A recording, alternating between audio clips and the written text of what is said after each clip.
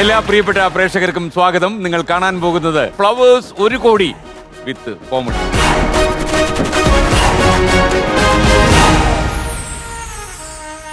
എനിക്കറിയാം നിങ്ങൾക്കൊരു കൗതുകം ഉണ്ടാകും, ആരായിരിക്കും ഇന്നത്തെ മത്സരാർത്ഥികളെന്ന്. കാരണം കോമഡി ഉണ്ടാക്കുന്ന ഭാരിച്ചൊരു ജോലിയല്ലേ നമ്മൾ ഏറ്റെടുക്കുന്നത്. കോമഡി ഉണ്ടാക്കുക എന്ന് പറഞ്ഞാൽ അത്ര ചെറിയ കാര്യമല്ല, വളരെ വളരെ പ്രയാസകരമായ ജോലിയാണ് ഇക്കാലത്ത്. കാര്യം ആളുകൾക്കൊക്കെ ചിരിക്കണമെന്ന് തോന്നിയാലേ അവർ കൂടി തീരുമാനിക്കണ്ടേ ചിരിക്കാൻ. അപ്പൊ ഇന്ന് ഈ വേദിയിലേക്ക് വരുന്ന മത്സരാർത്ഥികൾ ഒരു കുടുംബത്തിലെ തന്നെ 2 സഹോദരങ്ങളാണ്. വേദിയിലേക്ക് വരികയാണ് Niyas and Kalabhavan Navas. Hi Navas. Hi Niyas. എല്ലാവർക്കും സുഖമല്ലേ? രണ്ടുപേരും സുഖമല്ലേ? അടിപൊളി. അപ്പൊ നമുക്കൊരു കാര്യം തകർക്കണം. പിന്നെ ആര് തകരുന്ന് കണ്ടറിയല്ലേ?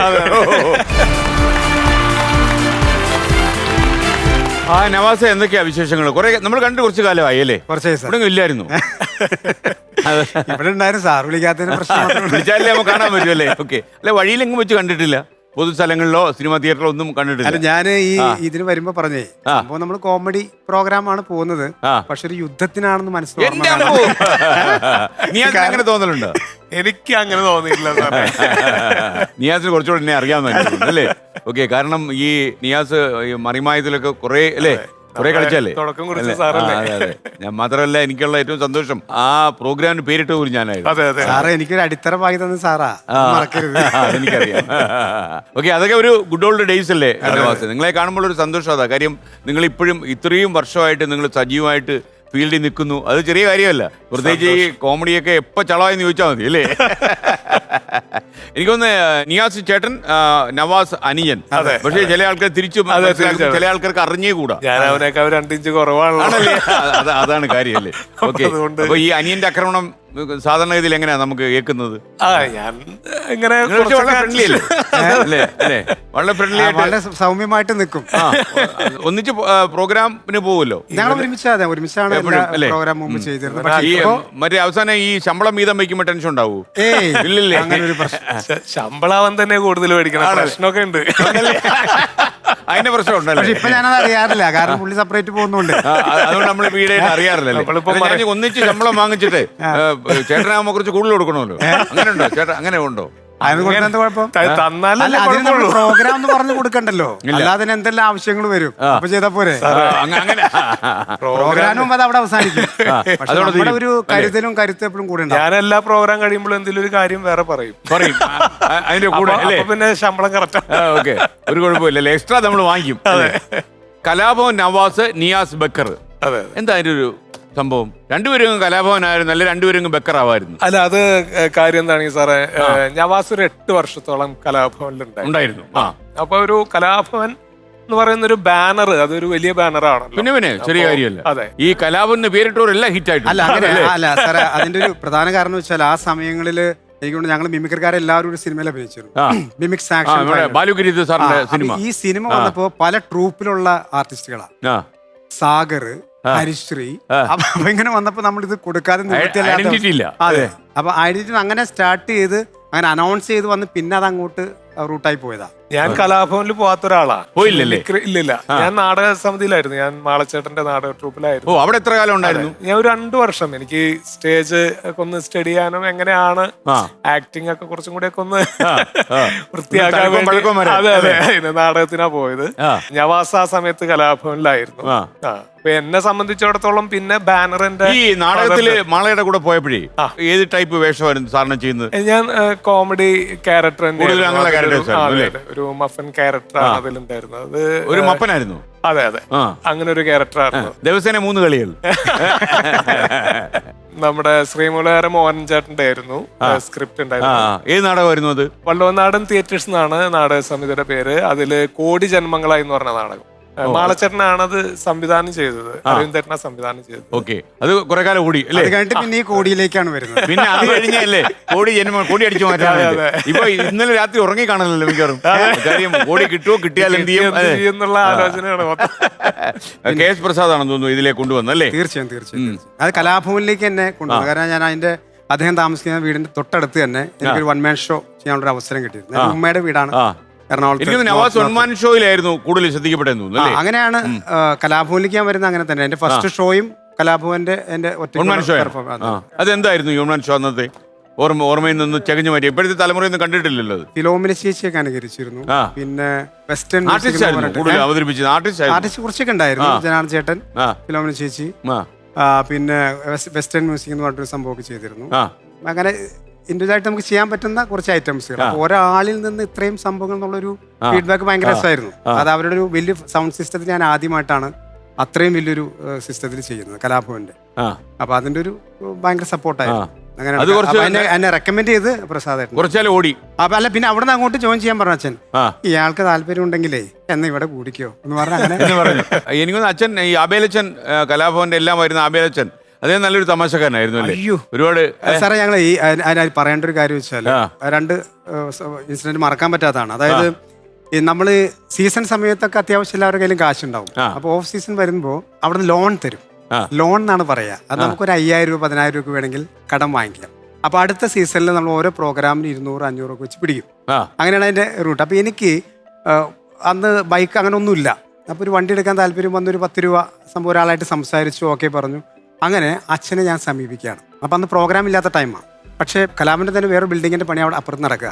അപ്പോൾ ഞാൻ അച്ഛൻ്റെ അടുത്ത് വെച്ചാൽ എനിക്ക് കുറച്ച് കാശ് വേണമായിരുന്നു. അപ്പോൾ എനിക്ക് ആനൊരു ഫാമിലിയോ കാര്യങ്ങളോ ഇല്ലാത്തതുകൊണ്ട് പുള്ളി ഇപ്പം തനിക്കെന്തിനാ വൈകിട്ട് വാ. ഞാൻ പോയി. അപ്പോൾ ഓഫീസ് അടയ്ക്കുന്ന സമയത്ത് വരാനാണ് പറഞ്ഞത്. ഓഫീസ് അടച്ചു. അദ്ദേഹം സൗത്തിലാണ് താമസിക്കുന്നത്. അപ്പം നോർത്ത് നിന്ന് നടക്കും റെയിൽവേ വഴി, റെയിൽപാളം വഴി. അങ്ങനെ ഞാൻ അങ്ങോട്ട് ചെന്നു. ബാക്കിലേക്ക് വന്നു. വാ നടക്കുകയാണ്. ഒരു 10 മിനിറ്റ് കഴിഞ്ഞിട്ട് അച്ഛനൊന്നും പറയുന്നില്ല. ഞാനിങ്ങനെ നടന്നുകൊണ്ടിരിക്കും. അച്ഛന് സ്ഥിരം റൂട്ടായതുകൊണ്ട് പ്രശ്നമൊന്നുമില്ല. കുഴപ്പമൊന്നുമില്ല. ഞാൻ വെച്ചിട്ട് കുറച്ച് കഴിയുമ്പോൾ ഒന്ന് സ്റ്റേ ആയി. നവാസേ, ഈ യേശു ക്രിസ്തുവിനെ കുറിച്ച് പഠിച്ചിട്ടുണ്ടോ? അച്ഛൻ ഞാൻ ബൈബിളൊന്നും വായിച്ചിട്ടില്ല, പക്ഷെ എനിക്ക് കാര്യങ്ങളൊക്കെ അറിയാം. ഗാന്ധിജിയെ കുറിച്ചോ? രാഷ്ട്രപിതാവല്ലേ അച്ഛാ? അവരൊക്കെ അനുഭവിച്ച കഷ്ടപ്പാടും ത്യാഗവും ഒക്കെ വെച്ച് നോക്കുമ്പോൾ നവാസിന്റെ ഈ കാശ് വല്ലതും ആണോ? ഞാൻ ഓടിപ്പോയി സൂസൈഡ് ചെയ്യണോ? അതല്ലെങ്കിൽ ട്രെയിൻ വരുമ്പോ അവിടെ കിടക്കണം, പിന്നെ നടക്കുക വാടോ. അങ്ങനെ അരമനെ കൊണ്ടുപോയി എന്നെ സമാധാനിച്ച് കുറച്ച് പാലൊക്കെ തന്ന് പഴമൊക്കെ തന്നു. എന്നാ താൻ പോയിട്ട് ഒരനുഗ്രഹം തന്നു വിട്ടു. ഈ അച്ഛനായിട്ട് ഞാൻ വിദേശ രാജ്യങ്ങളെല്ലാം പോയിട്ടുള്ളത് കലാഭവൻ ഫസ്റ്റ് തുടക്കത്തിൽ. അങ്ങനെ ജർമ്മനിലൊരു ഷോയ്ക്ക് ഞങ്ങൾ പോവാണ്. അവിടെ ചെന്നിറങ്ങിയപ്പോൾ തന്നെ ഭയങ്കര ആഡംബരവും കാര്യങ്ങളും സംഭവമൊക്കെ സ്പോൺസർ വരുന്നു. അച്ഛനെ ഞങ്ങളെല്ലാവരും ഒരുമിച്ചൊരു കാറിൽ കയറ്റുന്നു. BMW യാത്ര. വളരെ സംഭവമാണ്, ആഘോഷിക്കുകയാണ്. വണ്ടി കണ്ടനെ കിടുങ്ങിയിരിക്കുകയാണ്. ഭയങ്കര ഫീച്ചേഴ്സും കാര്യങ്ങളാണ്. അച്ഛാ ഇതിന്റെ റൂഫ് ഒന്ന് ശ്രദ്ധിക്കൂ എന്ന് പറഞ്ഞാൽ ഞങ്ങളുടെ അടുത്ത് പറയാം. അപ്പൊ ഞങ്ങൾ നോക്കി, ഒരു ഗ്ലാസ് അങ്ങോട്ട് മൂവായി. ഇങ്ങനെ ഒരു അപ്പൊ ആദ്യമായിട്ടാണ് ഞങ്ങളൊക്കെ ഫസ്റ്റ് കാണാണ്. അപ്പോൾ ചില തലയിട്ട് നോക്കുന്നു, കാര്യങ്ങൾ ചെയ്യുന്നു. ഇത് കൂടാതെ അച്ഛാ നമ്മൾ പിന്നെ ഒരു പെട്ടെന്ന് നമുക്കൊരു ആക്സിഡന്റ് എന്തെങ്കിലും സംഭവിക്കുകയാണെങ്കിൽ ജസ്റ്റ് ഒന്ന് ടച്ച് ആയാൽ മതി. എയർ ബാഗ് 6 എണ്ണമാണ്. ഒരൊറ്റ പ്രസ്സാണ് നമ്മളെ പ്രൊട്ടക്റ്റ് ചെയ്യും. ഉടനെ അച്ഛൻ, ഈ വണ്ടി തകിടം മറിഞ്ഞാലോ? പിന്നെ പുള്ളി മിണ്ടിയിട്ടുമില്ല, തിരിച്ചു പോരുന്നത് വരെ മിണ്ടിയിട്ടില്ല എന്നുള്ളതാണ്. ഒരു കഥയും പറഞ്ഞിട്ടില്ല. അച്ഛൻ ഭയങ്കര രസികനായിരുന്നു. അച്ഛന്റെ തമാശകളാണ് കൂടുതൽ ഞങ്ങളൊക്കെ എടുത്തിട്ടുള്ളത്. എനിക്ക് നിയാസ് ആയിരുന്നു അല്ലേ ഈ ഏതോ ഒരു എയർപോർട്ടിൽ നിന്ന് പോലീസ് പിടിച്ചോണ്ട് പോയത് അല്ലേ? അതായോ? അയ്യോ സാർ, അത് എയർപോർട്ടിലായിരുന്നു. അത് ഷാർജയില് പൊതുവെ ഇത്തിരി റിസ്ക് ആണ്. അവിടെ കുറച്ച് ടഫാ കാര്യങ്ങൾ. അതെ അതെ, അത്ര എളുപ്പം രക്ഷപ്പെട്ട് വരാൻ പറ്റത്തില്ല. അതൊരു വലിയ കഥയത്. അത് 2 ഷോ ഒരാഴ്ചക്കകത്ത് തന്നെ. ഏഷ്യാനെറ്റിന്റെ ഒരു പ്രോഗ്രാം ഉണ്ടായിരുന്നു, മൈലാഞ്ചി എന്ന് പറഞ്ഞൊരു മൈലാഞ്ചി. അതെ, അതിന്റെ ഒരു ഫിനാലെ ഒരു പ്രോഗ്രാം അവിടെ ചെയ്തു. അപ്പൊ അതിന് ആ പ്രോഗ്രാം ഇരിക്കുമ്പോ തന്നെ അവിടെ ഒരു തിരൂർ സംഘടനയുടെ UAE മൊത്തം സംഘടനകൾ ഒരുമിച്ച് കൂടുന്ന തിരൂർ സംഘടനയുടെ ഒരു പ്രോഗ്രാമിന് ക്ഷണം. അപ്പോൾ ഞാൻ പറഞ്ഞു ഇങ്ങനെ ഈ ഏഷ്യാനെറ്റിന്റെ ഈ പ്രോഗ്രാം, പക്ഷെ വന്ന് പോകണം, എനിക്ക് വന്ന് പോകേണ്ട ആവശ്യമുണ്ട്. അപ്പോൾ അത് കുഴപ്പമില്ല. അപ്പോൾ ഇത് കഴിഞ്ഞിട്ട് നെക്സ്റ്റ് ഇതെന്ന് പറഞ്ഞു. ഇവരെന്ത് ചെയ്തു വെച്ചാൽ ഇവരും വിസ എടുത്തു. അപ്പോൾ ഏഷ്യാനെറ്റിന്റെ ഓൾറെഡി എനിക്ക് പോകാനുള്ളൊരു വിസ ഉണ്ടായിരുന്നു. എന്നിട്ട് ഇവരൊരു വിസ. അപ്പോൾ ഞാൻ പറഞ്ഞു അങ്ങനെ വിസ കിട്ടില്ല, ഓൾറെഡി ഒരു വിസ ഉള്ളൂ. അപ്പോൾ എനിക്ക് പോയി വന്നിട്ടേ കിട്ടുള്ളൂ. ഇല്ല കുഴപ്പമില്ല, നമുക്കത് വിസ കിട്ടും, അത് പ്രശ്നമില്ല എന്നൊക്കെ പറഞ്ഞു. ഓക്കെ, എന്നാ പിന്നെ എനിക്കതിനെ കുറിച്ച് ഗഹനമായിട്ട് അറിയുന്ന ഒരാളൊന്നുമല്ലല്ലോ. അപ്പോൾ ശരി എന്നും പറഞ്ഞ് അങ്ങനെ പോകുന്നു. അങ്ങനെ ഞാൻ ആദ്യം ഏഷ്യാനെറ്റിന്റെ പ്രോഗ്രാമിനെ പോകുന്നു. ഏഷ്യാനെറ്റിന്റെ പ്രോഗ്രാമൊക്കെ പോയി അതൊക്കെ ഭംഗിയായി തിരിച്ചു പോന്നു. രണ്ടാമത് ആ ഒരാഴ്ചക്കുള്ളിൽ തന്നെ ഞാൻ തിരൂർ സംഘടനയുടെ പ്രോഗ്രാമിന് പോകും. അവിടെ ചെന്ന് കഴിഞ്ഞപ്പോൾ എന്റെ കൂടെ മണി ഷൊർണൂർ എന്ന് പറഞ്ഞ നമ്മുടെ ആർട്ടിസ്റ്റ് നമ്മുടെ കൂടെ ഉള്ള മണി ഷൊർണൂരും ഒരു ജയദേവ് കലൂർ, ഇവർ രണ്ടുപേരും അങ്ങോട്ട് കടന്ന് പോയി. കാരണം എനിക്ക് കുറച്ചും കൂടിയൊക്കെ ഷോ പോയിട്ട് എക്സ്പീരിയൻസ് ഉള്ളതുകൊണ്ട് ഇവരൊക്കെ ആദ്യം അങ്ങോട്ട് കടത്തി വിട്ടു. നമുക്ക് എക്സ്പീരിയൻസ് ഉള്ളതല്ലേ സാർ. അപ്പൊ ആ രീതിയിൽ ഇവരെ അങ്ങോട്ട് കടത്തി വിട്ടു. അത് കഴിഞ്ഞിട്ട് ഞാൻ ചെന്നു. അത് കഴിഞ്ഞിട്ട് ഇവര് എന്താണ്ടൊക്കെ അറബി ഇതിലെന്തൊക്കെ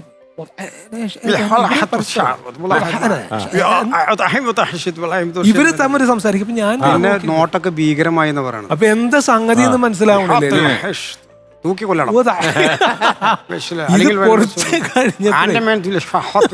അവിടൊക്കെ വിടണം എന്നുള്ള എക്സ്പ്രഷൻ. ഞാനിങ്ങനെ എന്താണ് സംഭവം എന്ന് പെടുത്തില്ല. കുറിച്ച് കഴിഞ്ഞപ്പോ ഈ അറബി ഇങ്ങോട്ട് അറിയുന്നു. വിസ എന്നൊക്കെ പറയുന്നുണ്ട്. നോ വിസ നോ വിസ എന്നൊക്കെ പറഞ്ഞിട്ട് എന്നെ അങ്ങോട്ട് കൊണ്ടുപോയി. എയർപോർട്ടിന്റെ അകത്ത് തന്നെ കുറച്ച് അങ്ങോട്ട് നടന്ന് കുറച്ച് നീങ്ങിയപ്പോ ഒരു ക്യാബിൻ പോലെ ഇങ്ങനെ റൗണ്ട് ചെയ്ത് ഒരു ഇതിനുള്ളിലേക്ക് നമ്മള് സാധാരണ സാറെ ചെന്നിറങ്ങുമ്പോ തന്നെ ജയിലാണോ അത്? കൊച്ചി ജയിലാണോ? കൊച്ചി ജയിലാണ്.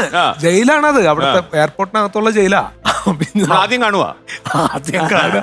നമ്മള് സാധാരണ നമ്മള് ചെല്ലുമ്പോ പൂച്ചണ്ട് തരുന്നു, വരൂ എന്ന് പറയുന്നു, ഫോട്ടോ എടുക്കും. ഇതൊക്കെയാണ് നമ്മുടെ അനുഭവം. ഇങ്ങനെ ഒരു ജയിലിലേക്ക് കൊണ്ടുപോകുന്നത് ആദ്യമായിട്ടാ. അങ്ങനെ നേരെ ഇതിനകത്ത് ചെന്നപ്പോ സാറേ ഒരുത്തൻ നമ്മുടെ തന്നെ ഏതോ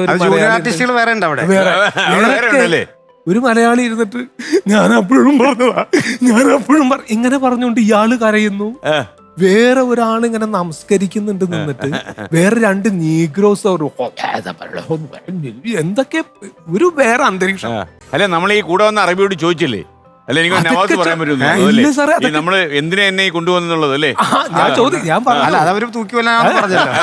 ഞാൻ പറയുന്നുണ്ട് സാർ, നമുക്ക് അറബി അറിയില്ല, ഇംഗ്ലീഷും അറിയില്ല, ഹിന്ദി അറിയില്ല, മലയാളം തന്നെ കൊത്തുംപിടിയാണല്ലോ സാർ. അപ്പൊ അതിന്റെ ഇടയിൽ കൂടെ കിട്ടാവുന്ന മുറി ഇംഗ്ലീഷ് ഒക്കെ പറയുന്നുണ്ട്. I have a programme today, I don't know what you say sir, what is problem എന്നൊക്കെ എന്തൊക്കെ കഷ്ണങ്ങൾ പറയുന്നുണ്ട് ഞാൻ.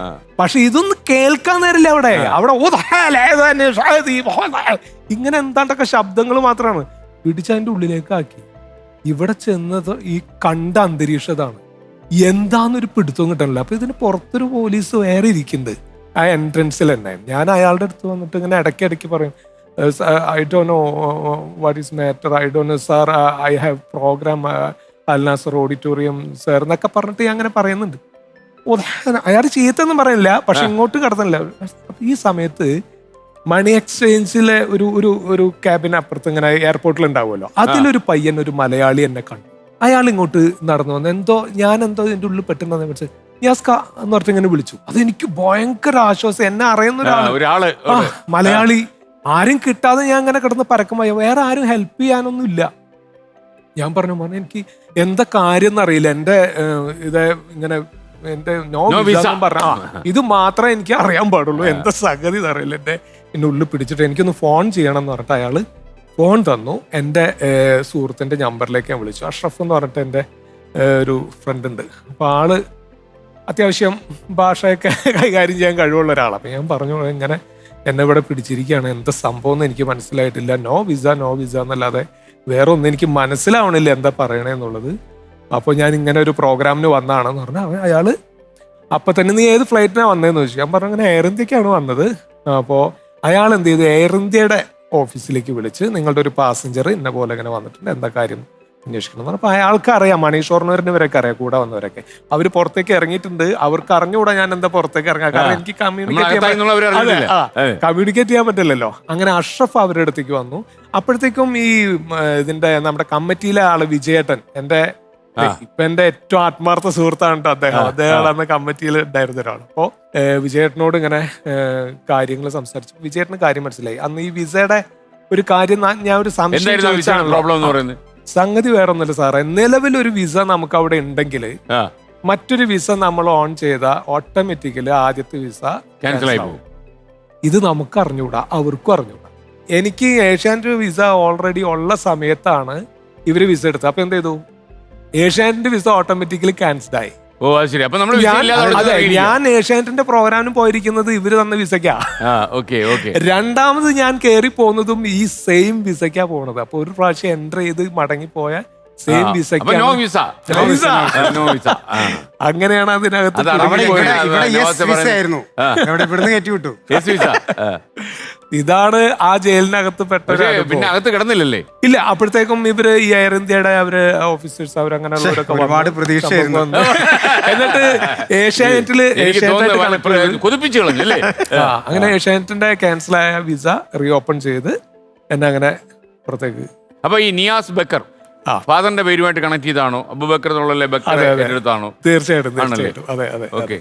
എനിക്ക് തോന്നുന്നത് ഈ ഫാദർ മലയാള സിനിമയിൽ ചുമച്ച ചുമ ഇപ്പോഴും കഴിഞ്ഞിട്ടില്ല അല്ലേ? ആളുകളെ ഏറ്റവും കൂടുതൽ ശ്രദ്ധിച്ച ഒരു കാര്യമാണ്. അതെ അതെ. അതല്ല, നിങ്ങള് വലിയ ഞങ്ങൾ അനുകരിച്ചത്, ഞാനൊരു സ്റ്റേജിൽ അനുകരിച്ച് വാപ്പ കണ്ടിട്ടുണ്ട്. അത് ആണോ? അപ്പൊ ഞാൻ കലാഭവനിൽ ഉണ്ടാകുന്ന സമയത്ത് അത് നമുക്കൊന്ന് ഫാദറിനെ സ്മരിച്ചാലോ? ചീത്തൊന്നും വിളിച്ചില്ല. ഇല്ല, ഇത് വെച്ച് നിർത്തിയേക്കാൻ പറഞ്ഞു.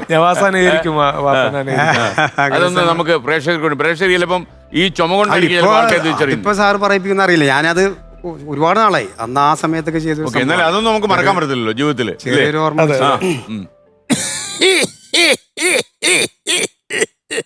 നിർത്തി, ബീഡി വലി നിർത്തി, സിഗരറ്റാണ് ഇത്ര കുഴപ്പമില്ല. പാലോ വെള്ളോ എവിടെ? ഇതാണ് അല്ലേ ഫാദറിന്റെ ഏറ്റവും മാസ്റ്റർ പീസ് ആയിരുന്നു. നിങ്ങളുടെ ഈ കലാപരിപാടിയൊക്കെ ഫാദർ കണ്ടിട്ടുണ്ടോ? എന്താ നിങ്ങളുടെ ഒരു ഓർമ്മ? കഥകളാണ്, അദ്ദേഹം പറഞ്ഞ അനുഭവങ്ങൾ. അവരുടെ ഒരു വല്ലാത്തൊരു ദാരിദ്ര്യ സമയം, അങ്ങനെ തന്നെ പറയാം. ഇവരുടെ അത്യാവശ്യം ദാരിദ്ര്യം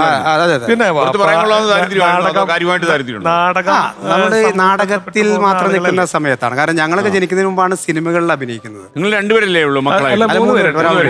മൂന്നാമത്തെ ആള് നിസാമുദ്ദീൻ എന്നാണ്. ആള് കുറെ വയസ്സിന് ഇളയതാണ്. ഓക്കെ. പുള്ളി എന്താ ചെയ്യുന്നത്? എഡിറ്ററാണ്, കാലിക്കറ്റാണ്. അപ്പൊ അങ്ങനെ വെച്ചാല് നമുക്കുണ്ടായ ഒരു താല്പര്യം അതിനെ മൗനമായി സപ്പോർട്ട് ചെയ്തെന്നുള്ളൂ. അപ്പൊ അങ്ങനെയാണ് വാപ്പ പറഞ്ഞ പല കഥകളിൽ നിന്നാണ് ഞങ്ങൾ പലതും ഉണ്ടാക്കിയുള്ളത്. ഞങ്ങൾക്ക് വർഷങ്ങളോളം കളിച്ചുള്ള സ്കിറ്റുകളൊക്കെ അവരുടെ അനുഭവങ്ങളിൽ നിന്ന് പറഞ്ഞ സംഭവം. അതാണ് അതിന്റെ ഒരു കണ്ടന്റ് ഒക്കെ എടുത്ത്. ഈ ഫാദർ പറഞ്ഞ അക്കാലത്ത് ഏതെങ്കിലും താരങ്ങളുമായി ബന്ധപ്പെട്ട കഥയുണ്ടോ? ഏതൊരു ടയറിന്റെ ഐറ്റം ഉണ്ടല്ലോ ഫാദറിന്റെ, അല്ലേ? ആ ടയറിന്റെ കാര്യമാണ്. എന്താ പാർട്ടി പ്രവർത്തനത്തിന്റെ ഭാഗമായിട്ടൊക്കെ അങ്ങനെ വാപ്പയും സുഹൃത്തുക്കളൊക്കെ അങ്ങനെ കുറെ തെരുവ് നാടകം പോലത്തെ അങ്ങനെ പരിപാടികൾ ചെയ്തു. വളയമാണ്, വളയം. അങ്ങനെ അവര് ഈ തൊഴിലില്ലായ്മയുടെ ഒരു സംഭവം ബേസ് ചെയ്തിട്ട് ചെയ്തിട്ടുള്ള ഒരു സ്കിറ്റാണ് അത്. അപ്പൊ അത് അവരൊരു തെരുവ് സർക്കസ് ചെയ്യാണ് രണ്ട് ആളുകൾ. അറിഞ്ഞിട്ടൊന്നല്ല, ജീവിക്കാൻ വേണ്ടി ചെയ്ത അവസാനം ഈ വളയത്തിന്റെ ഉള്ളിൽ കുടുങ്ങി പോകുന്ന ഒരു സംഗതിയാണ്. കുറെ വർഷം, പക്ഷെ അതിന് ജെനുവിനായിട്ട് ഉള്ള ആളുകൾക്ക് ഭയങ്കരമായിട്ട് എടുത്തൊരു സംഭവമായിരുന്നു. അത് റിയൽ തമാശകളാണ് അതിനകത്തൊക്കെ. ഒരാളെ അനുഭവിക്കുന്നതായിട്ട് ഇവർ കാണാം. അപ്പൊ അത് വാപ്പ അതുപോലെയാണ് നമ്മുടെ ആ കാര്യങ്ങൾ പറഞ്ഞിട്ടുള്ളത്. അത് കുറെ വർഷങ്ങൾ നമ്മൾ കളിച്ചിട്ടുണ്ട്. വീണ്ടും വീണ്ടും കളിച്ച സ്ഥലങ്ങളിൽ കളിക്കാൻ ആവശ്യപ്പെട്ടിട്ടുണ്ട്. വാപ്പ നമുക്ക് സ്കിറ്റുകളായിട്ട് പറഞ്ഞു തരുമൊന്നുമില്ല, പക്ഷെ ജീവിതാനുഭവങ്ങൾ ഇങ്ങനെ പലതും പറയും. ഉണ്ടായ ചില ഇൻസിഡന്റ് സംഭവങ്ങളും കാര്യങ്ങളും. ഇപ്പോഴും ആ വളയം മാർക്കറ്റിലുണ്ടല്ലോ. അല്ല, പിന്നെ അവർ പലരും എടുത്ത് കളിച്ചിട്ടുണ്ട്. പലവരും പ്രശസ്തരായിട്ടുള്ള പലരും അതെടുത്ത്. അല്ല, എനിക്കൊന്ന് നിങ്ങൾ കളിച്ച് കുറെ കാലം കൊണ്ടു നടന്നു. നിങ്ങൾ കളി വിട്ടപ്പോ മറ്റുള്ളത്. അല്ല, അത് മാത്രമല്ല, ഞങ്ങളൊരു ന്യൂസ് റീഡറൊക്കെ ഫോക്കസ് ചെയ്ത ചില ഐറ്റങ്ങൾ ഉണ്ടായിരുന്നു. അതും ഇതുപോലെ തന്നെ നമ്മളെ കൈനാട് പോവും. പോയി കഴിഞ്ഞാൽ പോയി. ഒരു വർഷം കഴിഞ്ഞാൽ പിന്നെ പല സ്ഥലങ്ങളിൽ ഞാൻ ഇതുപോലെ സെറ്റ് ചെയ്ത് നമുക്ക് ഇന്ന സ്ഥലത്ത് കളി ഓസ്ട്രേലിയയിൽ ഷോ ചെയ്യാൻ പോവാ.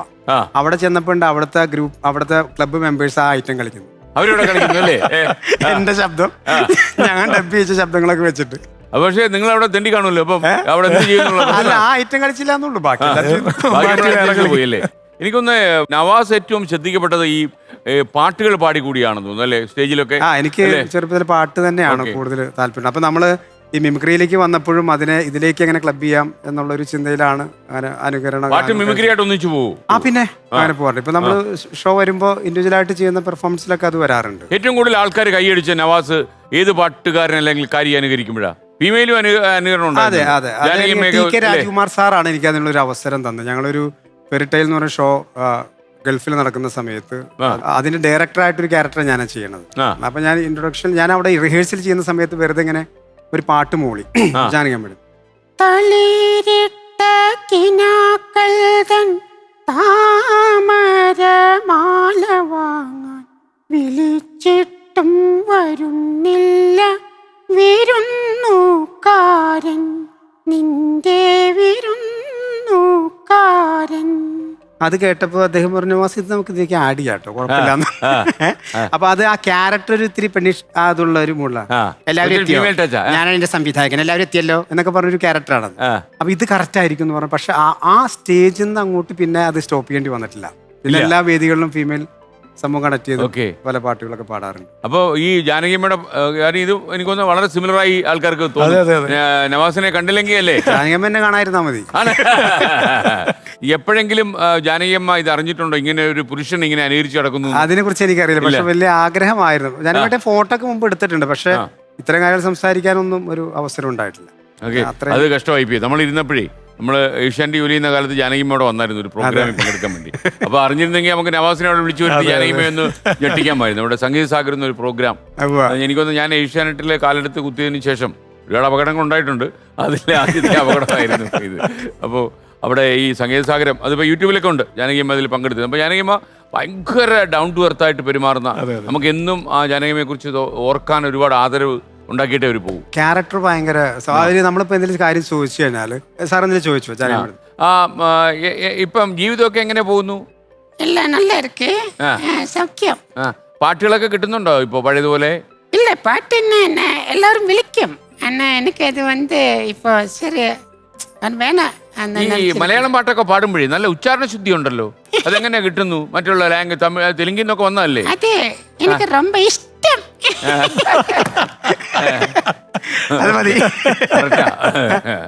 ഞാനന്നേ ഞാൻ ഒന്ന് രണ്ട് പ്രാവശ്യം അത് പറഞ്ഞിട്ടുമുണ്ട്. എന്നെ ഏറ്റവും അത്ഭുതപ്പെടുത്തിയ ഒരു കാര്യം, പക്ഷെ എനിക്കത് ഷൂട്ട് ചെയ്യാനൊന്നും പറ്റില്ല, എനിക്കിപ്പോഴും നിരാശയുള്ളൊരു കാര്യമാണ്. അപ്പോൾ അവിടെ ഒരു ക്രെയിൻ 40 അടി ഉയരത്തിലുള്ളൊരു ക്രെയിൻ ആ ഫ്ലോറിലുണ്ട്. തിരുവനന്തപുരത്തെ ഗോർക്കി ഫാമിലായിരുന്നു എൻ്റെ ഷൂട്ടിംഗ് നടക്കുന്നത്. അപ്പോൾ ഈ ക്രെയിൻ ഇങ്ങനെ കണ്ടപ്പോഴേ ജാനകിയമ്മ ഇങ്ങനെ നോക്കി ക്രെയിൻ, ഇതിൻ്റെ ഉയരമൊക്കെ അവർക്ക് വളരെ ഇഷ്ടപ്പെട്ടു. അപ്പോൾ അവർ അവിടെ നിന്ന് ഈ ക്രെയിൻ ഓപ്പറേറ്ററോട് ചോദിച്ചു, എനിക്കിതിൻ്റെ മേളിലൊന്ന് കയറാൻ പറ്റുമെന്ന് ചോദിച്ചു. അപ്പം ജാനകിയമ്മ ഈ ക്രെയിനിൻ്റെ മേളിൽ കയറുക, 40 അടി ഉയരത്തിൽ നിൽക്കുക എന്ന് പറഞ്ഞാൽ നമുക്കത് മാനസിക പ്രശ്നമാണ്. അപ്പോൾ ഞാൻ ഇങ്ങനെ കണ്ണ് കാണിക്കുന്നു ഇങ്ങനെ. അപ്പോൾ പുള്ളിക്കാരൻ ഇത് കാണുന്നില്ല, പുള്ളിക്കാരൻ ഈ ജാനകിയമ്മയെ കണ്ട് ഭ്രമിച്ച് നിൽക്കുക, പുള്ളി വേറെ എങ്ങനെ നോക്കുന്നില്ല. പിന്നെന്താ അമ്മ ഞാൻ ഇങ്ങനെ കണ്ണുമൊക്കെ കാണിച്ച് ജാനകിയമ്മ കയറി അത് അതിൻ്റെ ആമങ്ങ് തറയിലാക്കിയപ്പോഴേ ഈ ജാനകിയമ്മ അതിൽ കയറി ഇരുന്നു. നമ്മൾ നോക്ക് വേണ്ട എന്ന് പറയുന്നതിന് മുന്നേ ജാനകിയമ്മ 40 അടി ഉയരത്തിലെത്തി. എന്നിട്ട് ഉയരത്തിലെത്തിയിട്ട് ജാനകിയമ്മ വെറുതെ ഇരുന്നില്ല, അവിടെ നിന്നുകൊണ്ട് വിളിച്ചു പറയാ, അത് നവാസ് പറഞ്ഞാലേ കറക്റ്റ് ആവൂ, നീ ഫ്ലോറ് മൊത്തം ഒന്നിട്ട് കറക്കന്നെ എന്ന് പറഞ്ഞു.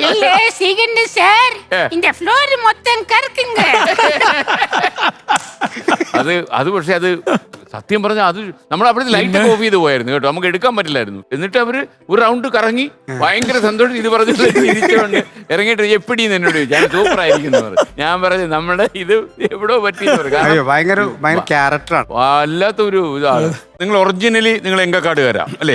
ഫാദറിന്റെ വീട് വടക്കഞ്ചേരിയാണ്, മദറിന്റെ വീട് എറണാകുളത്താണ്. അപ്പൊ എറണാകുളവും എങ്കക്കാടും തമ്മിലുള്ള മിക്സറാണ് നിങ്ങൾ അല്ലേ? അപ്പൊ നിങ്ങൾ പക്ഷേ പാലക്കാടൻ ലാംഗ്വേജ് സംസാരിക്കുന്നവരാണ് വിദഗ്ധർ എന്ന് ഞാൻ കേട്ടിട്ടുണ്ട്. ചില സ്ഥലത്തൊക്കെ ഞാൻ കേട്ടിട്ടുണ്ട് നിങ്ങളുടെ പ്രകടനങ്ങൾ, അത് സൂപ്പറാ. അല്ലാതെ ഇഷ്ടം വന്നത് സാറേ, ഞങ്ങൾക്ക് ഒരു ട്രൂപ്പ് ഉണ്ടായിരുന്നു. ഞാൻ കലാഭവനിൽ വരുന്നതിന് മുമ്പ്, നിയാസ് എറണാകുളത്ത് വരുന്നതിന് മുമ്പ് ഞങ്ങൾ ചെറിയ ട്രൂപ്പായിട്ടൊക്കെ സെറ്റ് ചെയ്ത് പോയിരുന്നു. അപ്പൊ അവിടെ പാലക്കാട് ഉള്ള 1-2 പേര് ഞങ്ങൾക്ക് ആർട്ടിസ്റ്റിലായിട്ട് വന്നിരുന്നു. അവരിലൂടെയാണ് പല തമാശകളും ആ ഭാഗത്തോട് ഞങ്ങൾ കേട്ട് തുടങ്ങിയത്. വളരെ ജെനുവിനായിട്ടുള്ള നിഷ്കളങ്കരായിട്ടുള്ള ആളുകളും തമാശയാണ് അവിടെ. ആ തമാശകൾ വെച്ചുകൊണ്ട് അല്ലെങ്കിൽ അവരുടെ സ്ലാങ് വെച്ചുകൊണ്ട് പല രീതിയിലുള്ള സ്കിറ്റുകൾ ചെയ്തിട്ടുണ്ട്. ഇത് പാലക്കാട് പോയിട്ട് നമ്മൾ ചെയ്തിട്ടുണ്ട്, പക്ഷെ അതും അവർ വളരെ നിറഞ്ഞ കൈയോടെയാണ് സ്വീകരിച്ചിരിക്കുന്നത്. അത് ഭയങ്കര ഇഷ്ടമാണ് അവർ. സാധാരണ ഈ ആ ലാംഗ്വേജ് ആ നാട്ടിൽ ഇറക്കത്തില്ല. നമ്മള് ഓർഡിനറി എന്നുള്ള സിനിമയ്ക്ക് ഇത് പറഞ്ഞ പോലെ ബിജുമേനോൻ അസലായിട്ട് പാലക്കാട് വെച്ച് ഏറ്റുമുട്ടിയാലോ? ആൾക്കാരൊന്ന് കാണട്ടെ, പാലക്കാട്ടേക്ക് ഒരു ആവശ്യം വരട്ടെ. വരുന്നു അല്ലേ? പാലക്കാട് എന്ന് പറഞ്ഞാൽ എന്താ സാറേ ഒന്നും പറയാനിരിക്കാൻ നല്ലത്. എന്താ അവിടുത്തെ നമ്മുടെയൊക്കെ കാര്യങ്ങളേ, എന്തൊരു നല്ല ഗ്രാമമാണത്. എന്താ ആൾക്കാർക്കൊന്നും പറഞ്ഞാൽ മനസ്സിലാവാത്തത്, എനിക്ക് മനസ്സിലാവാത്തത്.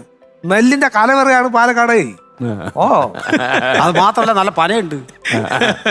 ഇതില് ഒരു അനുഭവം പറയാം. അതായത് പാലക്കാട് ഒരു പാലക്കാട്ടുകാരൻ ഇതേപോലെ ഇങ്ങനെ പനയിൽ കള്ള് ചെത്തുക, പനങ്കള്ള് അങ്ങനെ ചെത്തിക്കൊണ്ടിരിക്കുക.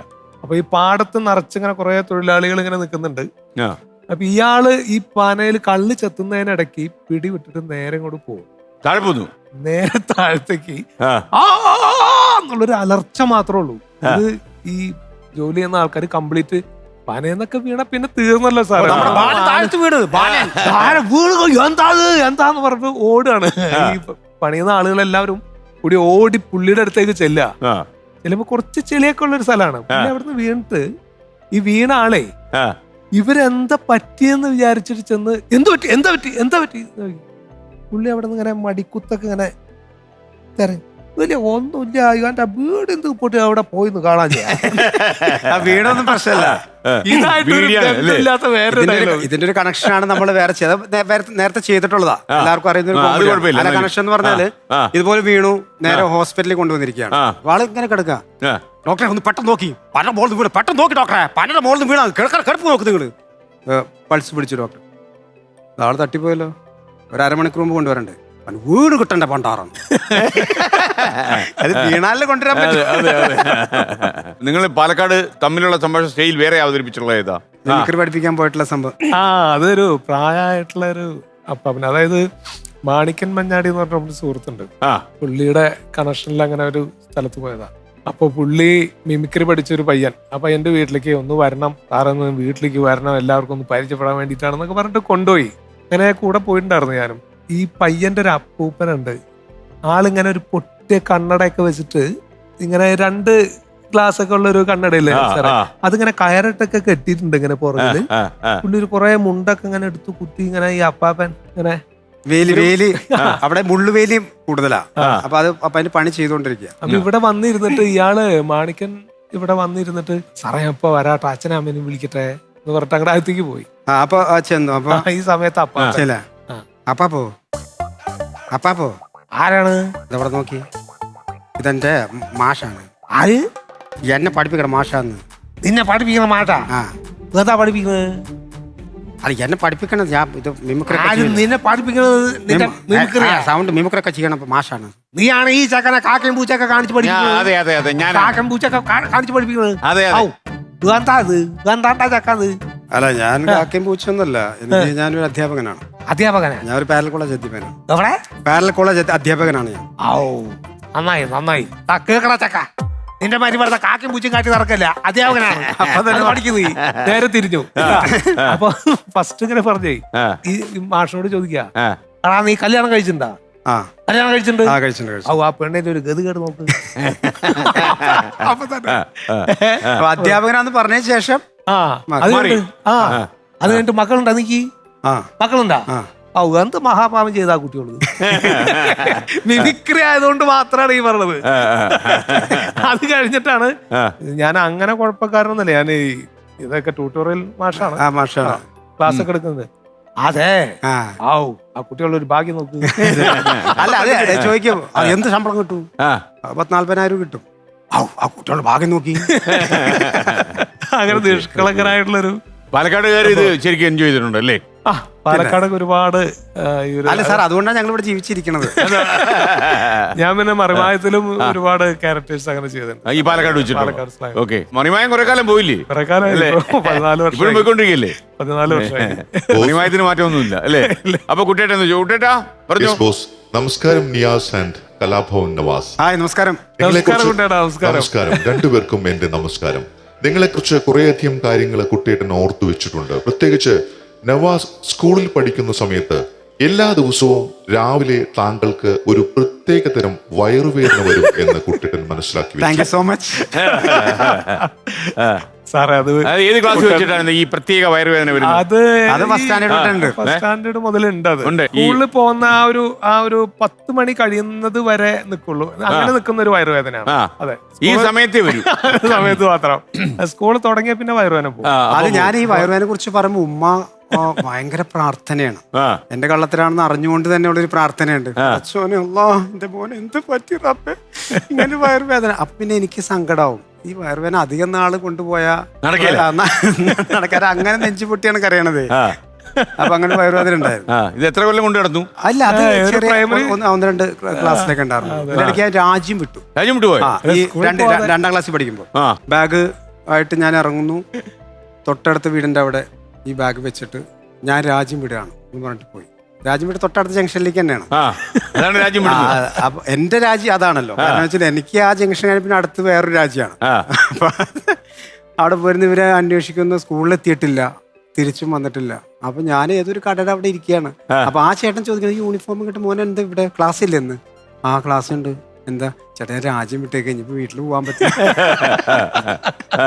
എന്നിട്ട് വാ കുഴപ്പമില്ല എന്നാ ഞാൻ എത്തിച്ചു തരാം ഈ രാജ്യത്തേക്ക് കുറഞ്ഞു പോയ ദിവസമാണ് ഉമ്മച്ചൊക്കെ കുറെ തെരഞ്ഞ്. കാരണം ഇവന് ഈ സ്കൂളിൽ പോകാനുള്ള ടെൻഷനാണ്, എന്തോ ടെൻഷൻ.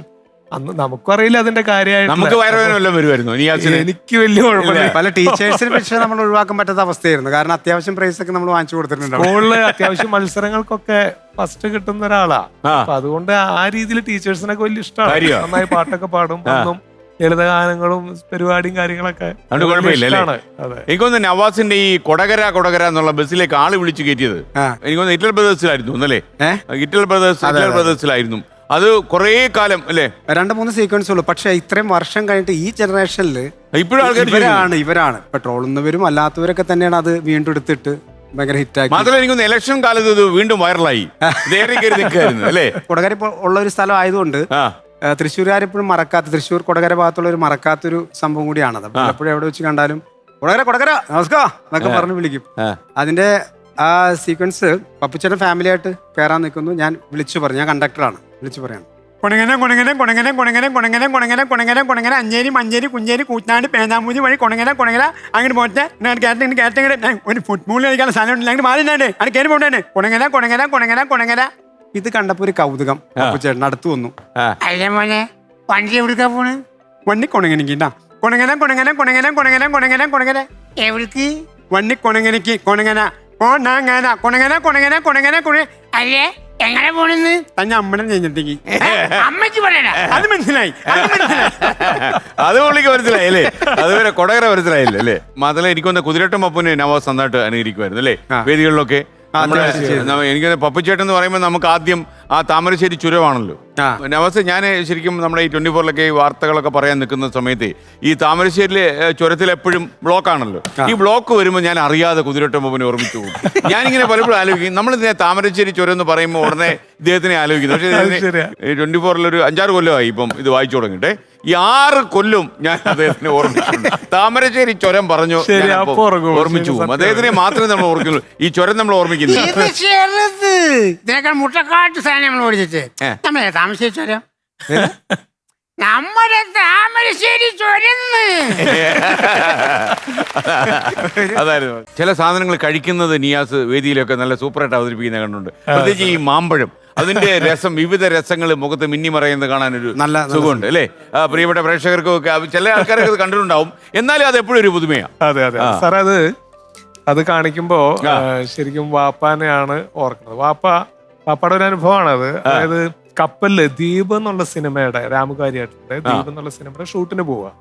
അപ്പൊ കപ്പലില് ഈ ആർട്ടിസ്റ്റുകൾ എല്ലാവർക്കും വേണ്ടിയിട്ട് കപ്പലിലെ ക്രൂസ് ഒരു ഡിന്നർ അറേഞ്ച് ചെയ്തു.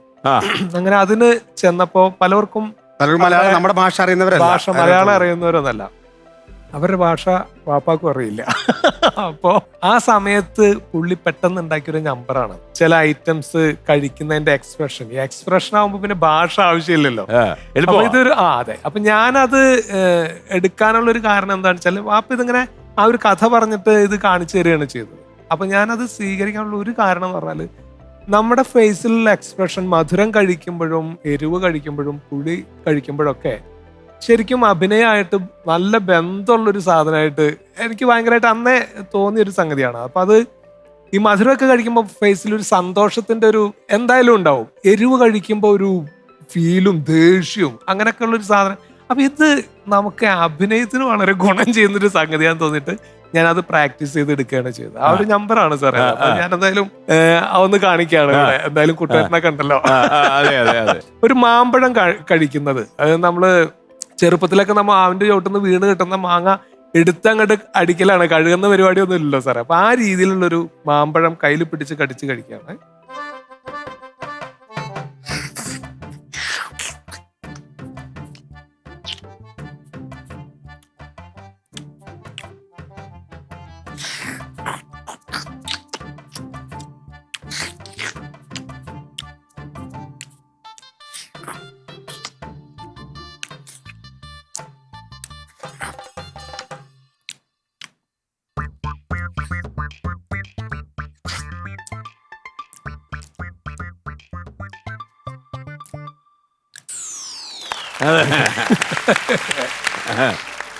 പ്രേക്ഷകർ കൊതി വന്ന് കാണും ഇപ്പൊ.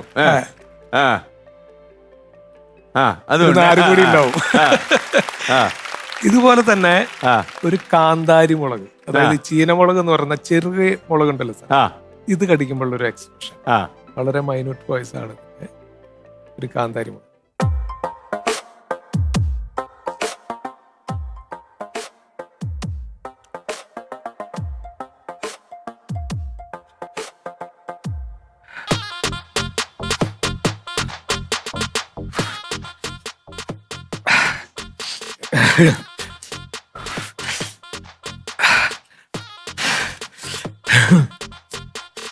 നല്ല എരിവുണ്ട്.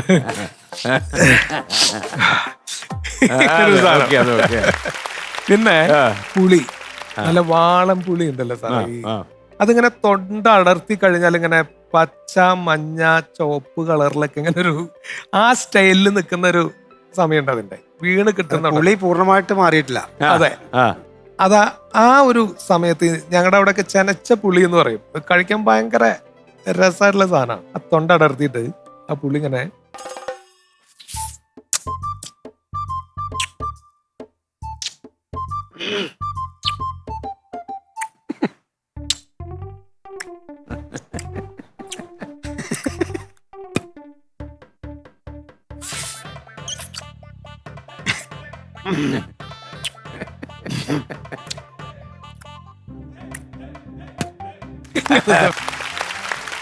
ആപ്പിളൊക്കെ കടിക്കുമ്പോ ഉണ്ടാവുന്നൊരു അതിന്റെ ഒരു വോയിസ് മാത്രമാണ്. മധുരം തന്നെയാണ്, എന്നാലും ആപ്പിളൊക്കെ കടിക്കുമ്പോ അതിന്റെ ഒരു വോയിസ്.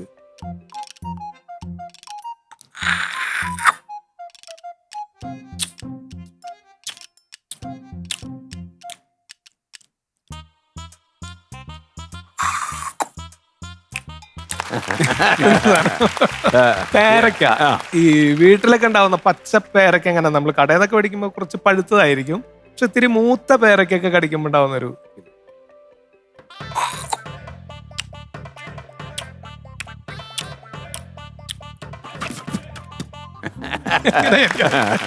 തോട് തുപ്പിക്കളയും. പിന്നെ അതുപോലെ ഈ പഴച്ചക്ക ഉണ്ടല്ലോ സാറേ, ഈ കൂഴച്ചക്ക എന്ന് പറയും, അതങ്ങനെ നൂല് പോലെ ഉണ്ടാവും. ആ ഒരു ചക്ക കടിക്കും.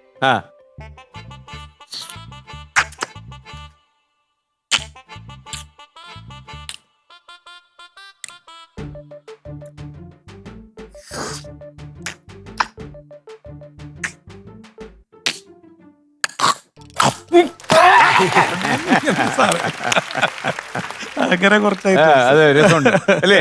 അവരൊക്കെ ഭയങ്കരമായിട്ട് എൻജോയ് ചെയ്തല്ലേ? ഓക്കെ, അല്ല, അവരൊക്കെ അനുഭവസ്ഥരാണ്. എനിക്കൊന്ന് ആ ചുരിദാറിട്ട ചേച്ചി ഭയങ്കരമായിട്ട് എൻജോയ് ചെയ്തു. ഇന്ന് രാവിലെ കഴിച്ചു രാവിലെ കഴിച്ചു. ചേച്ചിയുടെ പേരെന്താ? സോളി മാത്യു. ബുക്ക് ചെയ്തിരിക്കുന്നു. ഇനി എവിടെ പ്രോഗ്രാം അവതരിപ്പിക്കുന്നു അവിടത്തേക്ക് ഓഡിയൻസ് ആയിട്ട് ബുക്ക് ചെയ്തിരിക്കുന്നു. അപ്പൊ ബുക്ക്ഡ് ഈ വർഷം മുഴുവൻ. 2024-25 ഒഴിവില്ല കേട്ടോ. എന്താ ചെയ്യുന്നത് ഇപ്പോ? ഞാനൊരു ബ്യൂട്ടീഷ്യനാ. എവിടെ? രാമമംഗലം. ഷോപ്പിന്റെ പേരോടെ പറഞ്ഞാൽ പരസ്യം ആയിക്കോളും. Eaves beauty parlour. Beauty parlour Ramamangalam. അത് പ്രത്യേക എനർജി ഉണ്ട്. ഇപ്പൊ ആളുകൾ തള്ളി കയറിയിട്ട് അവിടെ പ്രശ്നമാവും അല്ലേ? ആ കുട്ടേട്ടൻ എന്തോ ഒരു കുട്ടേട്ടൻ കുറെ കാര്യങ്ങള് നിങ്ങളുടെ തിരക്കി വിളിച്ചിട്ടുണ്ട് കേട്ടോ. പറയാ കുട്ടേട്ടാ. നിങ്ങളുടെ നാട്ടിലെ ഒരു നാടകത്തിന് ടിക്കറ്റ് വിൽക്കാൻ പോയി. പിരിച്ച കാശ് നിങ്ങൾ എന്താണ് ചെയ്തത്? ഞങ്ങൾ മറക്കാൻ ഓർക്കുന്ന കാര്യങ്ങൾ കുട്ടേട്ടൻ വീണ്ടും വീണ്ടും ഓർമ്മിപ്പിക്കുകയാണ്. അതൊക്കെയാണല്ലോ അതിന്റെ ഒരു ഇത്. നിങ്ങൾ മറക്കാൻ ശ്രമിക്കുന്നതാണെന്ന് ഞങ്ങൾക്ക് പറയുന്നു. ഓർമ്മയില്ലാത്ത, പക്വതയില്ലാത്ത പ്രായത്തിൽ സംഭവിച്ച ഒരു ചെറിയ തമാശയായിട്ട് സാറിന് കണ്ടാൽ മതി. സാറായിട്ട് അത് വലിച്ചു നീട്ടി കുഴപ്പമാക്കണ്ട അല്ലേ? അത് വേറൊന്നുമില്ല. സ്കൂൾ പഠിക്കുന്ന സമയത്ത് തന്നെയാണ്. അപ്പൊ നമുക്ക് വേറെ വരുമാനമൊന്നുമില്ലല്ലോ ഞങ്ങൾക്ക്. അപ്പോ അതുകൂടി മനസ്സിലാക്കിയിട്ടായിരിക്കും അവിടെ പ്രൊഫഷണൽ നാടകം വല്ലപ്പോഴുമാണ് വടക്കാഞ്ചേരിയിൽ നടക്കുന്നത്. ആളുടെ പേര് ഞാൻ പറയുന്നില്ല. അദ്ദേഹം ഞങ്ങളെ സമീപിക്കുന്നു, പിള്ളേരെ വിളിക്കുന്നു, ഓരോ ബുക്ക് തരികയാണ് ടിക്കറ്റ്സ്. അതിനകത്ത് 50 100 വെച്ചാണ് ഉള്ളത്.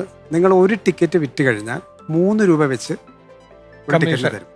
കമ്മീഷൻ 3 രൂപ ഒരു ടിക്കറ്റ്. ആ ടിക്കറ്റിന്റെ റേറ്റ് എന്ന് പറയുന്നത് അന്ന് 25 50 അങ്ങനെയാണ്. പക്ഷെ അത് വിറ്റ് കഴിഞ്ഞാൽ ഒരു ടിക്കറ്റിന് അത്ര വെച്ച് തരാമെന്ന് പറഞ്ഞു.